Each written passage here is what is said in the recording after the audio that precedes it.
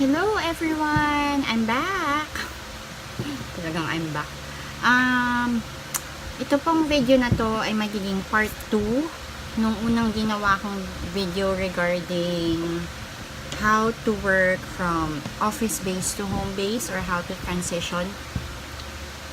This video would be like a step-by-step guide on what to do to be able to start na mag-work home-based. So, ang language natin today on this video is still Taglish because my audience or the target audience that I want for this video to reach is actually those really newbies, yung talagang mga hindi nila alam kung saan magsisimula. So, first, let's go and proceed with the first tip and the first step as well. First one is you need to learn English. Kailangan nyo po talagang matuto ng communication skills or English communication skills. That includes speaking, writing, and listening. That's also a skill. If you're good in listening in English or, you can determine accents and all that. Yung level of English communication skills would nakakailanganin nyo would actually depend on the job that you are trying to apply for or the job that you're trying to get into. So ang masasabi ko lang, you can't learn English overnight. Okay? So hindi ako agad-agad na marunong mag-English. It took years for me to be able to tell other people that I am confident with my English communication skills. It means that I think or I feel like na masasabi ko yung gusto kong sabihin sa client ko, na may intindihan ko yung gusto nilang ipagawa. So for you to get that into this level or a level of the English communication skills that you are confident enough to communicate with your client, it's either you pay a class na talagang magtuturo sa'yo ng English, basic communication skills, hanggang ma-master nyo na yun, or you can teach yourself by practicing. Because a class is not expensive. It's not gonna be for free. I'm sorry, a class is expensive and it's not gonna be for free. Especially yung mga one-on-one, yung talagang face-to-face class. Even yung nasa mga online lang, kailangan nyo pa rin magbayad.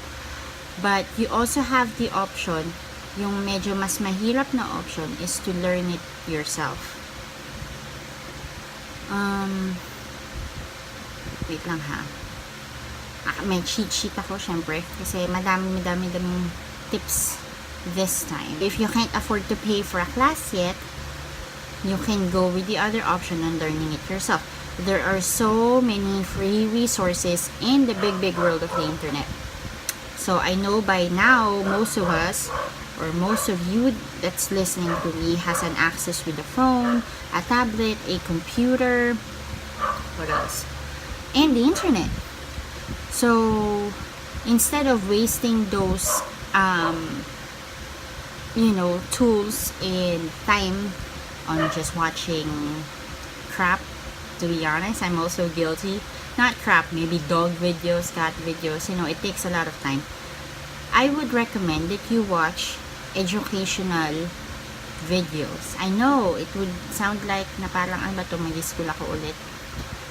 Pero yun ang tip ko. Watch a lot of American series, Australian, UK, whatever, as long as you can, para lang ma-practice nyo yung pagkikinig nyo ng iba-ibang accent. Kasi usually, ang clients natin are from America, and then Australian, and then British. Yan yung mga usual na gusto nating client na makuha. Diba? Listen to all those accents so your ears can get used to it. Yun na yung magiging parang listening skill nyo. That's how you. And then, for speaking and writing, that's where you also get kung ano ba yung, depende kasi sa pinapanood nyo mali-distinguish nyo kung ano yung maganda or right grammar,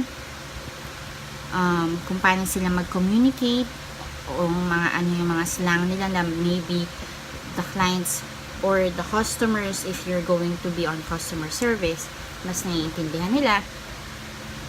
Ano pa?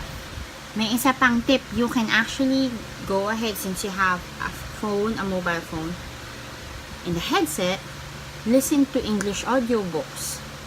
Gusto nyo nga yung books talaga na parang pang English so naririnig nyo na kung paano siya sabihin, paano na natututo pa kayo sa tamang grammar, ganon. Tapos, if there are words that you don't understand, type it in Google. Kahit mali spelling yan, basta kung how it sounds like, usually nagsasuggest naman si Google kung ano yung tamang spelling. Para makita nyo kung ano yung meaning ng word na yun. Ano pa ba?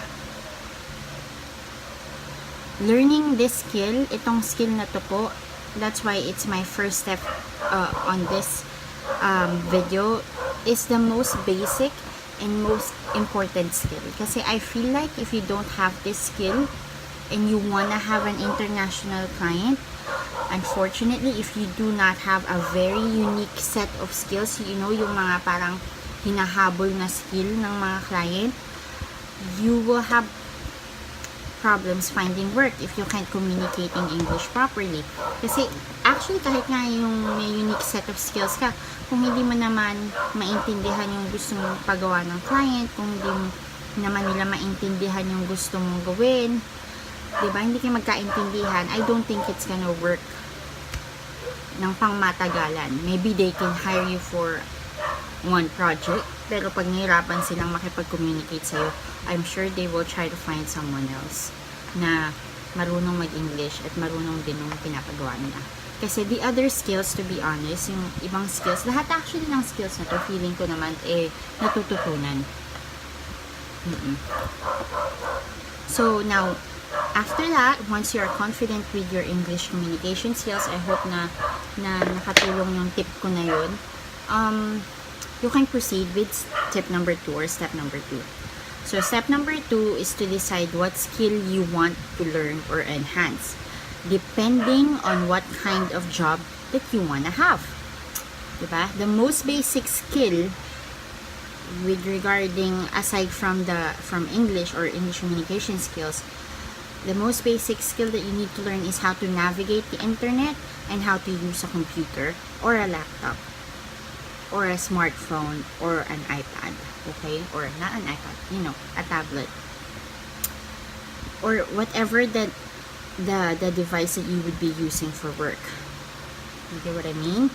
So, most of stable jobs na gusto nating makuha, yung mga talagang pangmatagalan na trabaho kasi gusto nating maging career ang home base, they require stable PC or reliable PC or laptop and a reliable internet as well.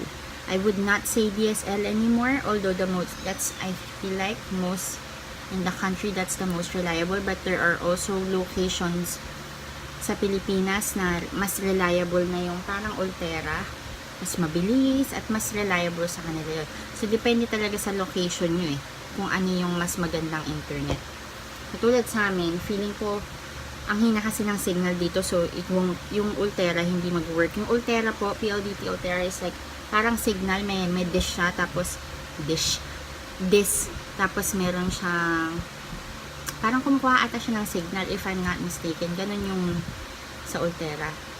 Sa location ko hindi yun mag-work kasi yung signal pa nga lang sa phone napakahina na So ako, ang kinuha ko talaga is DSL.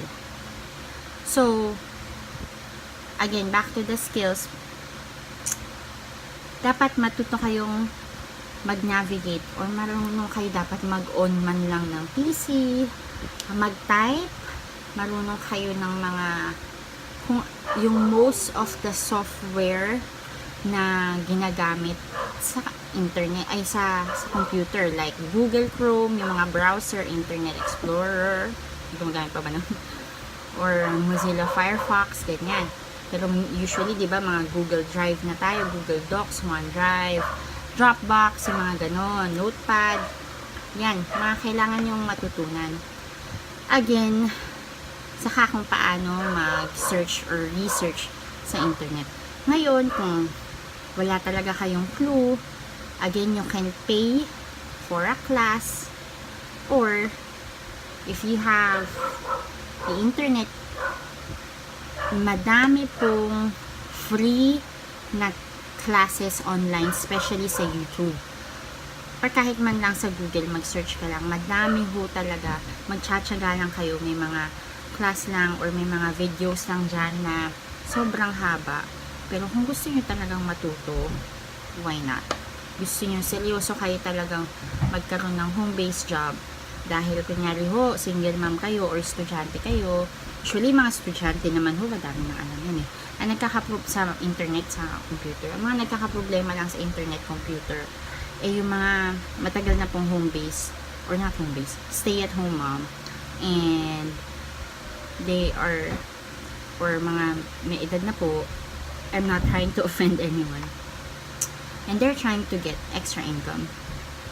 Kasi, or wala silang masyadong ginagawa sa bahay, they're trying to get skilled, o gusto nila maging big busy. So, yun po ang aking tip. Sa pagkatapos nyo pong ma-learn yung tip, yung basic PC, desktop, laptop, marunong na kayo doon, and marunong na kayong mag-research, talagang alam nyo na kung paano i-search yung mga kailangan nyo, or kung may gusto kayong malaman, marunong na kayong mag-google. Kung ako sa inyo, magpipay ako ng class dun sa mga specific skill na gusto mo nang matutunan after kang marunong ka na sa internet at saka sa PC.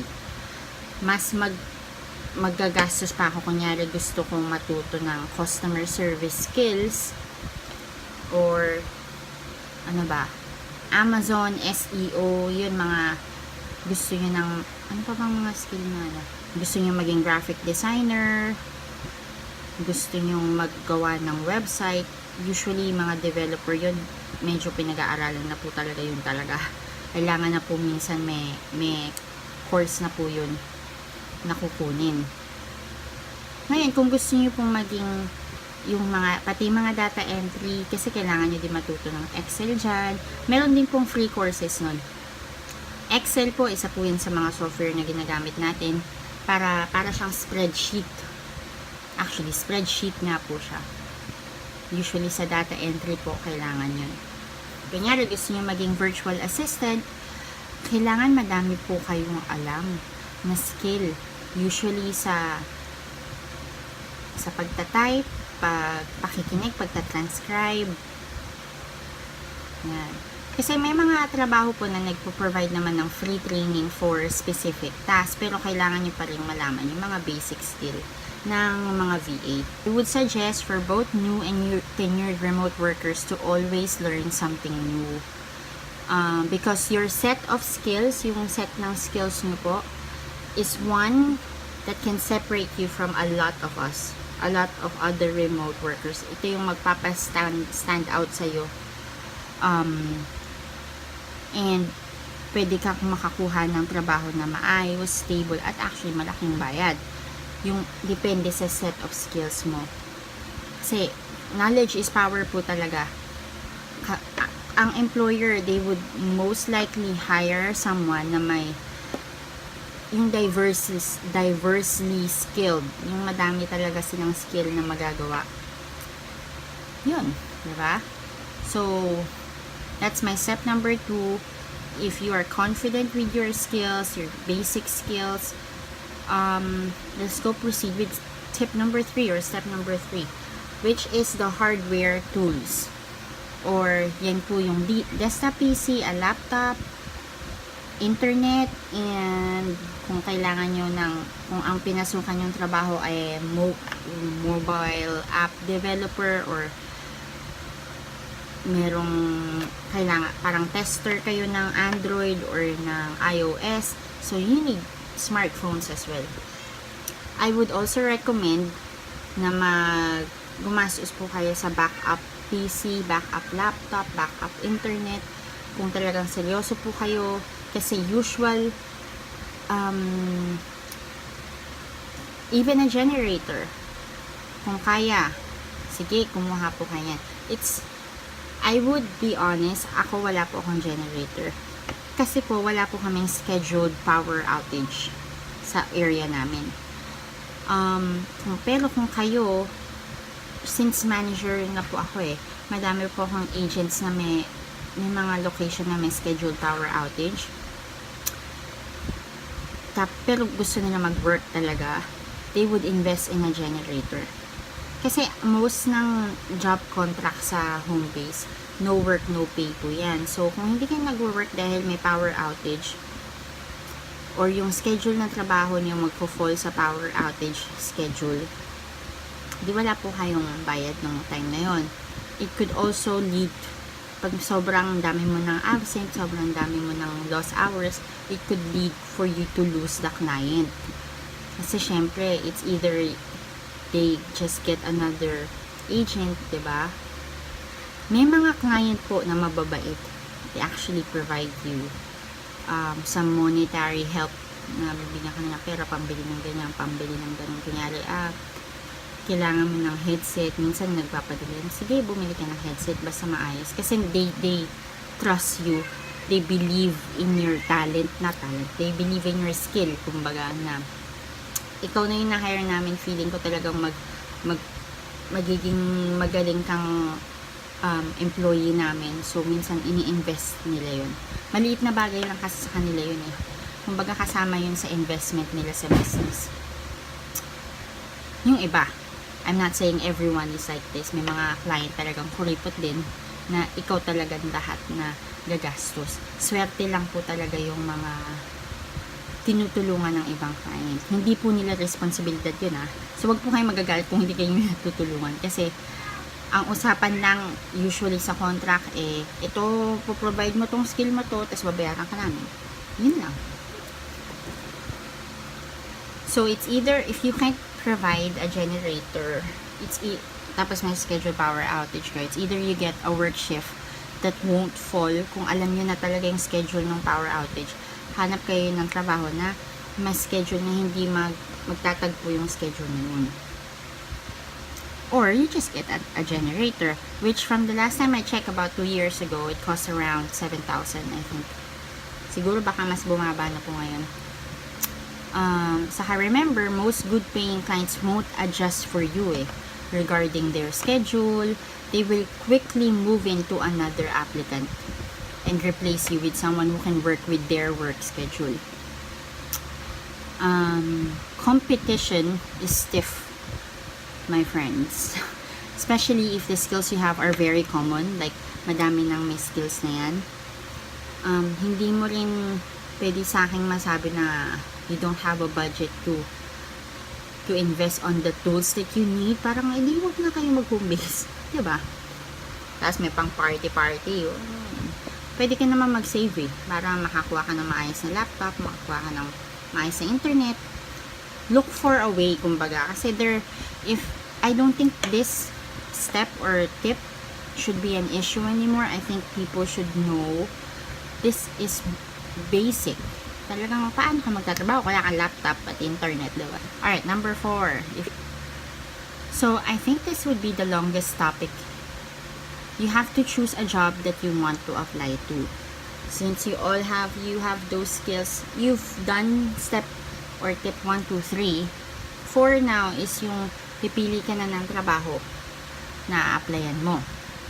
Based on my experience, I would suggest you only apply to jobs that you are qualified in. Meaning, kung hindi, kasi ang mga job posts, nilalagay naman nila yung requirements dyan kung ano yung kailangan nila. Kung kailangan nila ng experience, kung kailangan nila ng expert sa ganito, ganyan, ganyan. Pagka wala ka naman nun, I don't think you should apply to it. No. Kasi there are some people who would apply to a job post that they are not qualified to, and they wouldn't know what to answer on interviews when asked about a specific question, about a specific task na nilagay nila dun sa job post. Para sa akin, it wastes time and effort. on both the applicant's end and the end of the recruiter as well, or the employer. Kasi even if you think you can learn the skill that they were looking for in an hour or two, or in a day or two, I don't think it's gonna work. Most of the employers were looking for a remote worker who has experience with specific tasks, wants an expert on it. Obviously, if you are an expert on a certain task, it means that you've spent years mastering that specific task.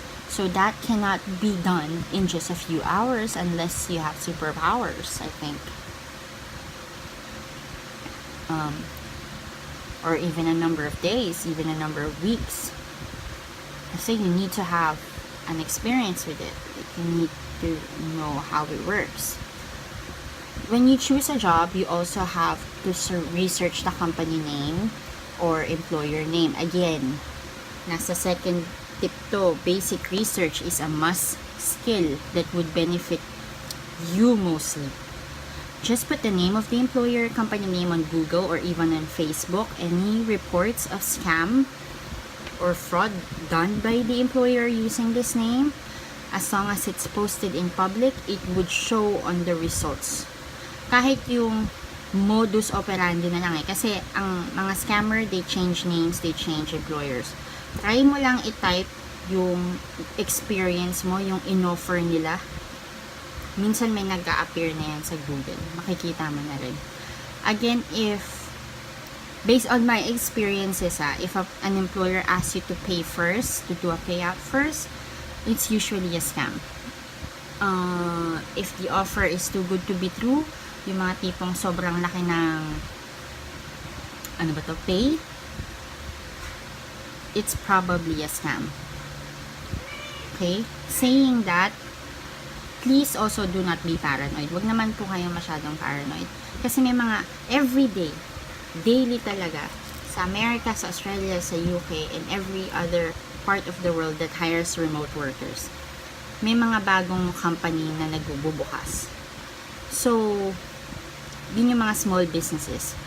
Ngayon, if they click, nakita nila na their business is in demand, they will need help. Ngayon, usually, ang mga kailangang help niyan, customer service, gagawa ng website, ganyan. So, makikita mo sa kanila, wala pa sila masyadong stable na, ang gulo-gulo pa ng company nila. Actually, baka yun nga yung reason kung bakit hina-hire kayo. So, don't be too paranoid na, ay, bakit wala silang website? Ay, bakit ganito? Bakit ganyan? Diba? Kasi nga, nag-uumpisa pa lang sila eh. And you should actually be thankful if they hire you na nag-uumpisa pa lang sila. Kasi, pag yan nag-hire na ng tao, usually ang client, ibig sabihin nagbo-boom. So, dadalhin kayo niyan, sasabay kayo niyan hanggang mag-boom na talaga, hanggang maging successful na yung business nila. Which for you would be good as well because it means na meron kayong opportunity for growth and opportunity to have a pay rise. Diba? A pay raise, I mean. Okay. So, train yourself also to work alone and to be able to research and exhaust all your resources first before asking questions. Accountability din, ganyan, yung mga tipong pagka may ginagawa kang mali, make sure you own up to it and fix it yourself if you can. Marami ring naghahanap ng balance. Actually, most of the employers are looking for people who can work alone and who can work with a team as well. Hindi pwedeng marunong ka lang ng mag-isa ka. Kailangan balance. Yung mga online job platforms like Upwork, Online Jobs PH, Outsourcely, Freelancer, at madami pa pong iba, use them wisely. Kukuha niyong job. Aside from those platforms, yung mga recruiters, employers, they also post on FB, usually in other social media. Pero most specifically on FB groups. Sa Upwork lang, I think it's the only platform that I can think of that would be at least scam proof if you are transacting within their platform. Meaning, yung mga hours nyo nilalag nyo sa Upwork at they are paying, your employers are paying you through Upwork. Usually, yan talagang scam proof yan. Kasi, even if the employer would have an issue paying Upwork, Upwork would still be paying you. Pag lumabas kayo ng Upwork, ang dealings nyo, ang conversation nyo ng employer, kumbaga nakita nyo lang yung job post dyan, tapos ayaw niya mag-pay through Upwork kasi ayaw niya mag-pay ng fee, or ayaw niya ding mabawasan yung pay nyo ng fee, kasi yung pay nyo sa Upwork meron ding bayad ay meron ding bawas. Yun ang hindi na magagaranty na scam proof. Okay? Yung iba pa, other platforms is the same. They can't guarantee you scam proof kasi wala sila katulad ng Upwork na sinacharge nila yung employer, yung remote worker. Wala na silang guarantee ng ganun. Ang scammers kasi, unfortunately, this is already their business, so they really invest on it. They will pay to get into these platforms to be able to communicate sa inyo, sa workers, and then try to scam you. It's either they scam you by asking money nga before they hire you, or they give you a task and they won't pay you. Be very careful, and again, use your researching skills. If you are not comfortable with them, because you're a little bit paranoid, it's alright. Talagang hindi natin magtatanggal sa sarili natin yan. They don't proceed with them. You don't have to tell them anything bad. You don't have to be unprofessional. Just tell them, hey, I don't think I would proceed with this anymore, but thank you for your offer. Then that. Adult dating sites, by the way, as long as it's not forced upon you to do stuff, I don't think it's a scam. Yung sa adult dating sites, they will tell you naman kung anong trabaho, kung ano yung maging you can opt out, or if you go ahead and proceed, as long as they pay you. I don't think it's a scam. I don't think there's anything wrong with it. Ngayon baka sinasabi nila ba yung mga adult dating sites kasi na to, parang niloloko nila yung mga tao, yung mga nandun sa site na nagta-chat sa inyo. I think it depends on your morals now, kung kaya nyo yun. Pero usually, alam niyo yung mga nagchat-chat sa ganun, baka you are also doing them a favor, to be honest. Baka you're making their day bearable.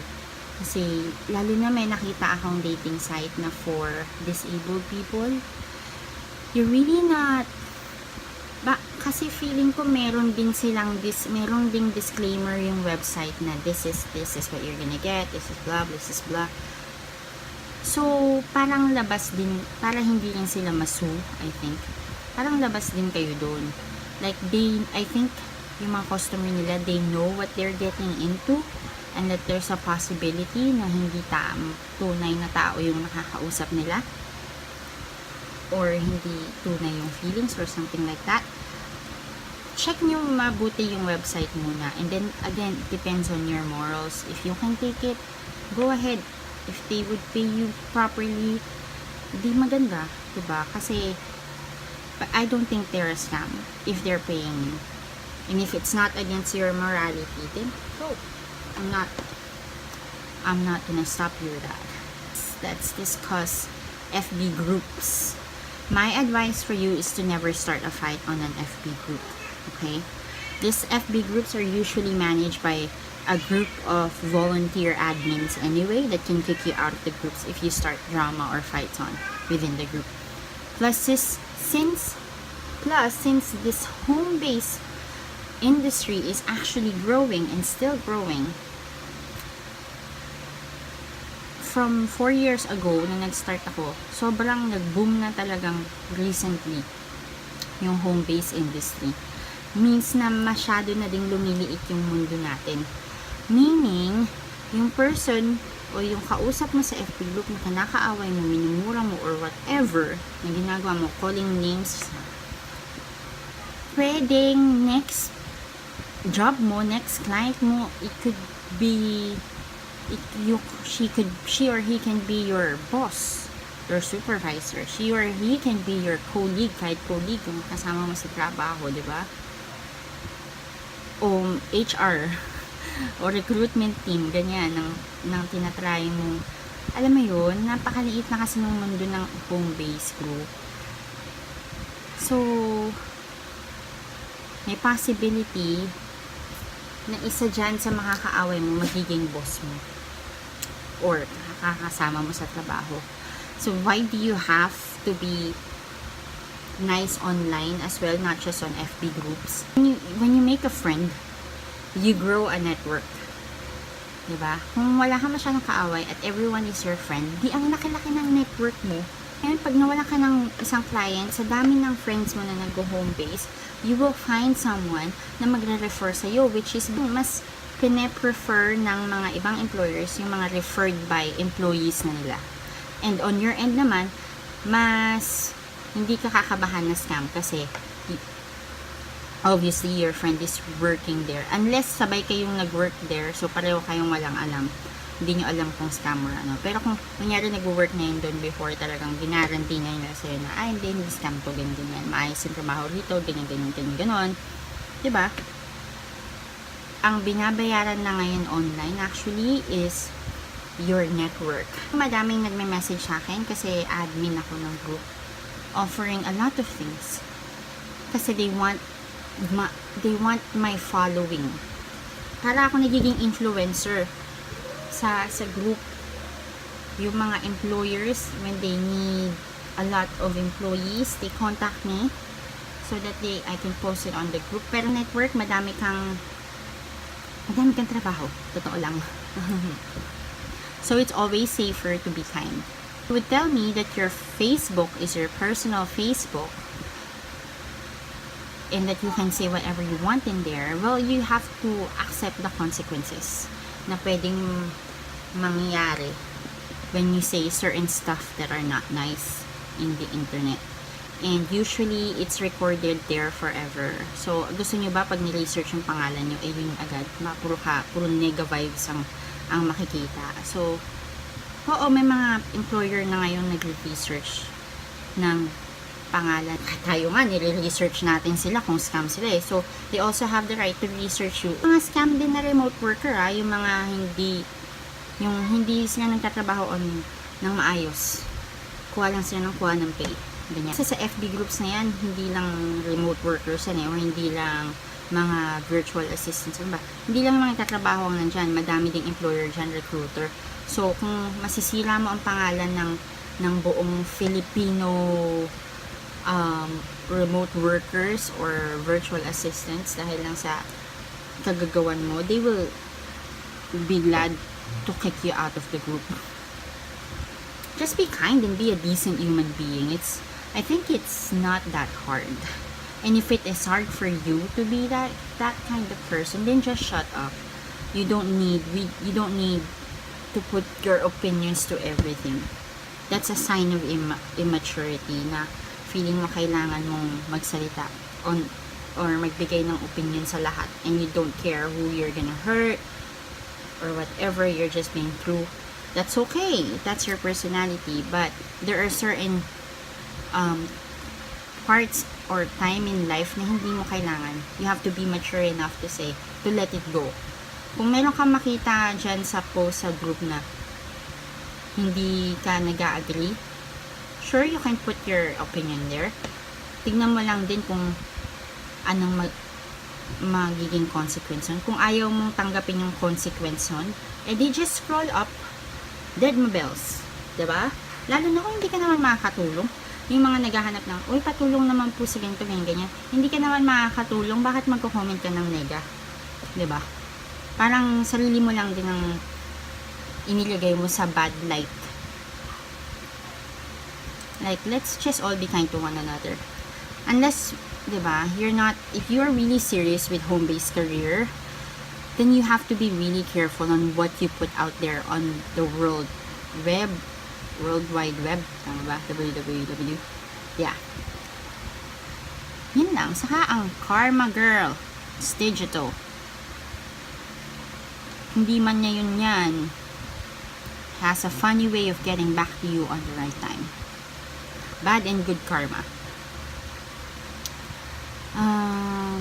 Tapos yung mga newbies na who keep posting, asking questions, siguro sa mga tenured agents or tenured home-based workers, it could be dumb question for us. but it's a genuine ask for help from them. So again, like yung sinabi ko, if you can't help, then just scroll up. Don't mind it anymore.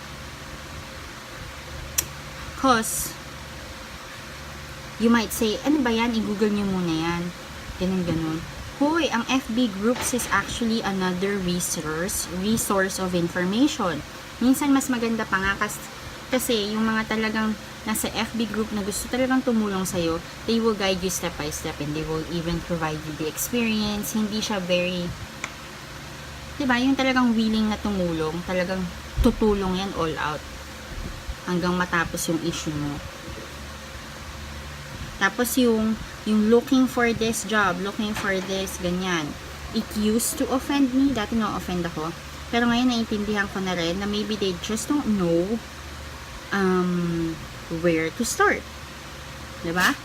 Pero sa group ko naman kasi, I don't approve those posts anymore because I actually have a thread na pwede nilang ilagay dun. Hoy, I'm looking for this.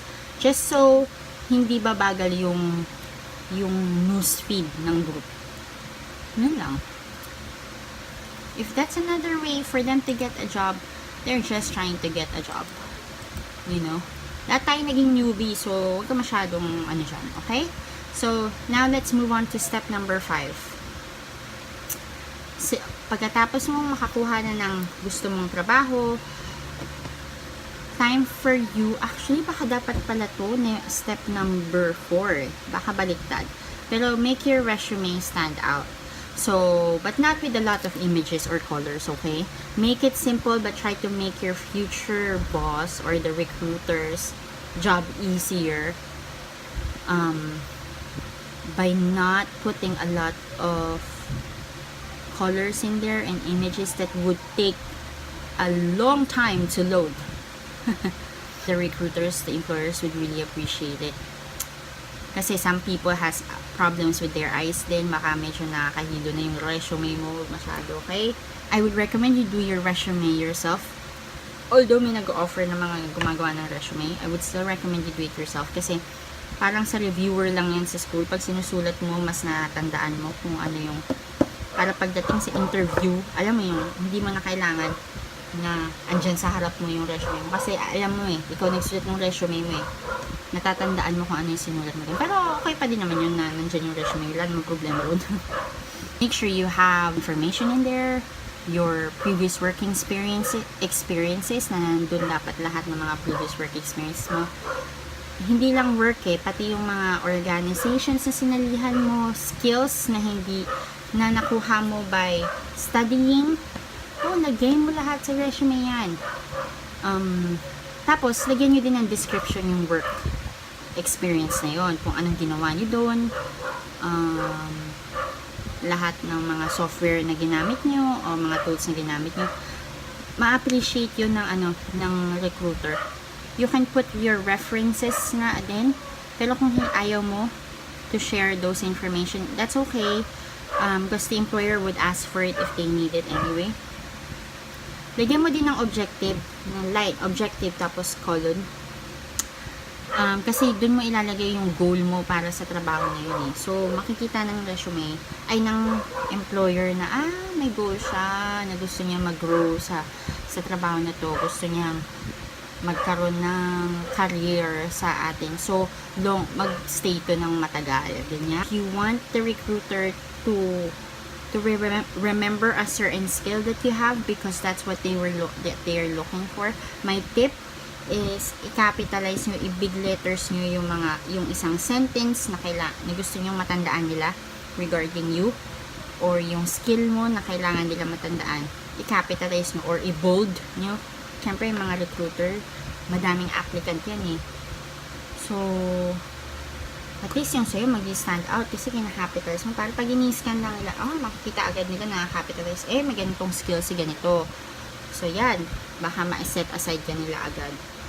Like, if you have portfolios, you can put that on the resume as well as a link. Huwag nyo na isama. Mamaya sobrang haba na ng resume nyo, diba? Put it as a link na lang. Kasi you can also have like an online resume. Usually yung mga online platforms where you can find a job, they actually provide an online resume, or yung LinkedIn, para siyang online resume din. Okay, so let's proceed with the next step. Anong step na tayo? 6? Alright, so once you're ready with your resume, you passed it and hopefully you get an interview. And once you get an interview, please make sure you attend it on time, or at least 5 minutes before, but I recommend that you will be there waiting at least 15 minutes before the scheduled time. And make sure you follow their instructions. If they told you that we need a webcam, then you need to have a webcam. If they told you I need a proper headset, then you have a proper headset. You need at least 15 minutes, totoo lang, because you need to check if everything is working. If they need a webcam, make sure that it's gonna show your face properly. If you make sure the headset, you can hear them and they can hear you, diba? Para wala masyadong issue sa pag nasa interview na.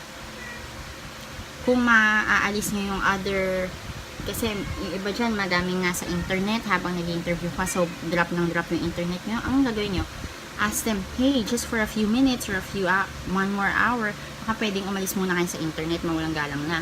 Diba? Kasi kailangan ko ng trabaho eh. So, yun. Tas move kayo. Kung may laptop kayo at makaka-move naman kayo sa pinakamalapit, malapit ka sa modem. Para sure lang na talagang yung internet mo malakas. Tas yung background mo, a white wall is the safest background. Yan ang pinaka-safe na background. Yung mga walang nakalagay sa wall. Or, kung wala ka talagang white wall, magsabit ka ng kumot. Yun man nakikita akong ginagawa ng iba. Para lang matakpan yung clutter sa likod. Feeling ko yung ibang tao kasi they don't take home-based work seriously. Pagdating sa interview, ang itsura, Diyos ko dai, parang nakaganito lang. Pero I take this seriously. I'm trying to help. Masyado lang mainit ngayon sa Pilipinas. Pero I would still recommend, pagka home-based job interview, kumukha kang trabaho eh.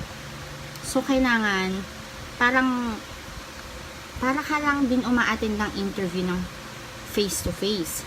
Ayusin nyo naman yung book nyo. Magsuklay naman kayo. Hindi nyo kailangan maglagay ng makeup, that's okay. Pero, make sure that they can see your face. Ano pa ba? If it's a webcam, ano pa ba?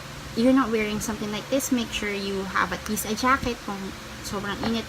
Kasi it's just gonna be an hour, minsan mga 15 minutes lang tapos na yung interview. It's not gonna be that long. Kasi home-based work is still real work. It still pays you. Even pays you more minsan. Diba? The only difference is the environment. So, when you attend a job interview, again, on Skype or Zoom, especially the one that requires you to be on a webcam, you should still look professional. It actually gives a good impression that you are really serious on getting this job. And another tip that I'm going to tell you right now is to always offer to be on a webcam. Even if it's just a voice interview. Kung may webcam ka ha. Huwag ka mag-offer tas wala naman palang webcam. Kasi merang parang it gives you're giving off a vibe that you are genuine and real and you really want this job, and if they need to see you on the webcam, you don't mind because you have nothing to hide. You know what I mean? And that the clients appreciate it. Ano pa ba? It's those little things that when they put it all together, it can make a big impact on the result of your interview. Be confident but never arrogant. Diba?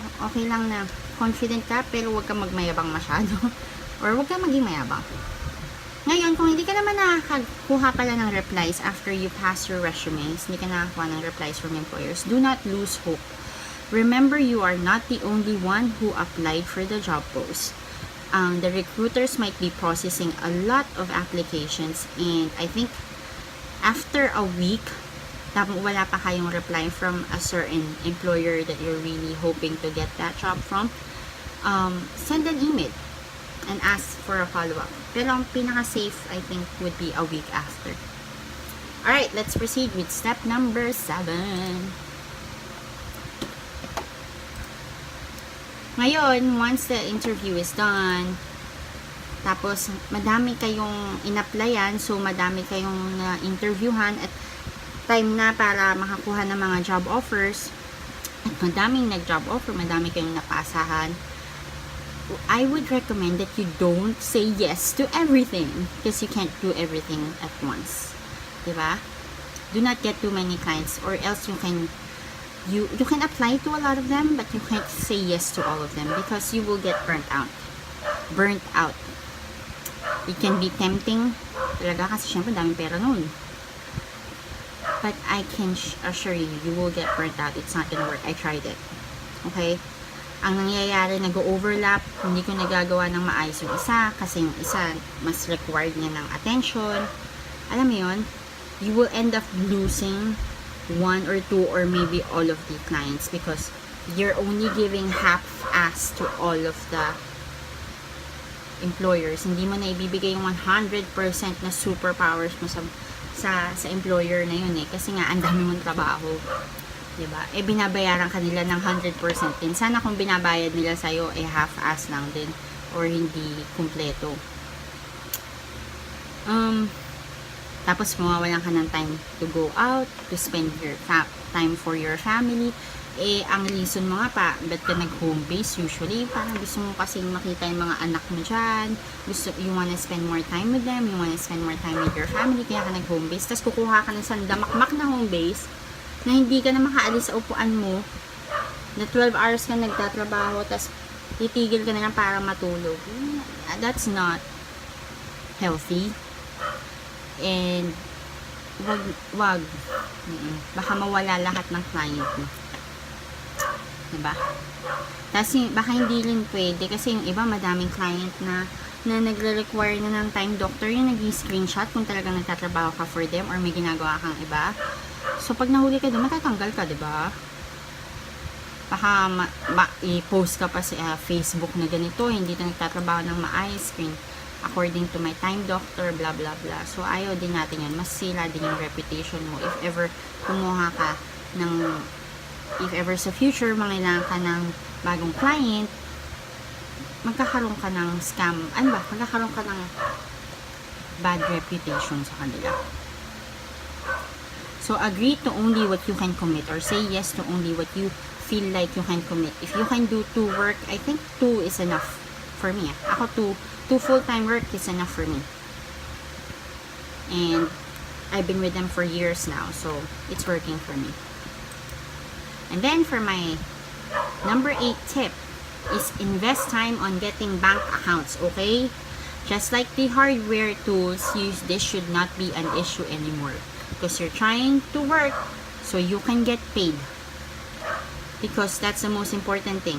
Nagtatrabaho ka para mabayaran ka, tapos hindi mo asikason yung bangko mo, ano ba? Huwag mo akong sabihan na you don't have time to process it. You have time. Okay? You will make time for it. Or else you won't get paid. Mag-open kayo ng PayPal or ng Pioneer. Tapos mag-open kayo ng 1 or 2 bank accounts. I recommend 2 para may backup. I recommend you open both PayPal and Pioneer para may backup. Always have a plan B on everything. It's always wise to have a plan B on everything. If you wanna have a tutorial on PayPal or how to open a bank account or any how-tos pala, I'll make another video for that. Okay? And my last tip, number 8, I think this is my last tip, yeah, is to practice integrity all the time. I assure you, once you are already working, if you actually do your best in work, you will be rewarded and promoted. Before you start multitasking, make sure you master your routine. The routine, bago ka kung ano-anong ginagawa mo habang nag-work ka. Try mo muna mag-focus ng work mo na para makita mo kung ano yung time na pwede kang gumawa ng ganito din habang nag-work ka or ganyan-ganyan. Alam mo yan, i-master mo muna yung schedule. May bonus tip pala ako. So, is that my last tip? Ito yung bonus tip is to voluntarily pay your benefits and taxes. You know why? Because it benefits you. Sa'yo pa din naman lahat mapupunta yan. Yung tax, sasabihin nyo, bakit? Parang sasayang naman sa tax. Hay nako girl. If you are planning to do any kind of traveling outside the country, or if you are planning to do a loan, or get a credit card, or whatever, ang pinaka first way, or pinaka parang sure bet na maa-approve ka sa visa, sa loans, is if you have ITR. Ang ITR napaka-powerful. Promise. Tapos ano ba? Saka ngayon naman, di ba na bago na yung tax achuchu? Like, our taxes are not that high anymore. Kasi since voluntarily paying ka, depende sa'yo kung anong amount ilalagay mo doon ng income mo eh. So, baka meron pang chance na wala kang ibabayad. Ewan ko lang kasi ako iba yung nilagay ko eh. Basta. I can also tell you more about the filing of ITR in another video. Ano pa ba? Yung benefits, hello, SSS, PhilHealth, Pag-ibig, sa inyo naman lahat babagsak yan. Saka hindi naman kailangan malaki ang ilagay nyo. Depende sa inyo kung magkano ang ilalagay nyo. Monthly, quarterly, or yearly. Siguro may yearly. Ako kasi quarterly, every 3 months ang bayad ko. I do all of that. Lalo na kasi may anak ako, pamilya ko, any emergency. Ang wala lang ako, totoo lang, is card. Medicard. Only because I've noticed, sa tagal ng naka-homebase ako, Diyos ko, knock on wood, hindi pa kami nagkakasakit, pa ako na hospital. Huwag po sana, God, please. Pero may PhilHealth ako. Ano ba to? Napansin ko lang kasi pag may card ako, hindi nagkakasakit yung mga anak ko. Parang bawat movement, may sakit, punta hospital, ganun. So, wag na lang muna. Pero ang kinuha ko, ang meron ako savings. So, kahit anong nangyari siguro, kahit papano, we are ready. We are ready talaga. May PhilHealth naman. Ang PhilHealth, malaking tulong, promise. Tapos, Pag-ibig. Kasi ang house ko is through Pag-ibig. So, I am, actually, talagang sinasabay ko na sa hulog. Plus, yung, ano pa ba, SSS. Uy, pension yan. Diba? Pag nag-retire na kayo, may makukuha kayo from SSS. So, go nyo yan. Okay? Sana nakatulong po tong video na to. Kung may mga magulo po, i-comment nyo na lang, i-ask nyo. Tapos, tatry ko na lang pong sagutin lahat. Sana nakatulong tong video na to and nag-enjoy kayo na panoodin. I know it's so long. By the way pala, before I end the video, ano sabihin ko? Mag-open po ako ng courses sa specific skills and specific tasks, maybe sa English communication skills, paano mag-navigate na internet, yung mga basic skills. Yan, mag-open po ako ng courses. I'm still, kumbaga, in process pa eh. Naghahanap pa ako ng mga kapartner. May mga kapartner na ako, naantay na nga rin nila yung course na ginagawa ko. Yun, kasi share ko na lang din ulit sa group or sa social media ko. It's gonna be a paid class or paid training kasi we have to pay po para sa mga software na gagamitin namin. So, dun po namin kukunin yung payment. Alam niyo naman. Diba? Saka yung babayad ko po sa mga partner ko din na magtuturo po sa inyo ng specific skill. Yan lang po. Sana madami kayong natutunan. And again, if you have any questions, just put it on the comment section. And I hope you subscribe kasi madami pa po akong video na ilalabas regarding pay and all the things that you can think of na basta ma-experience ko, ibabahagi ko po sa inyo. Alright, thank you po. Have a nice day, night, afternoon. Bye!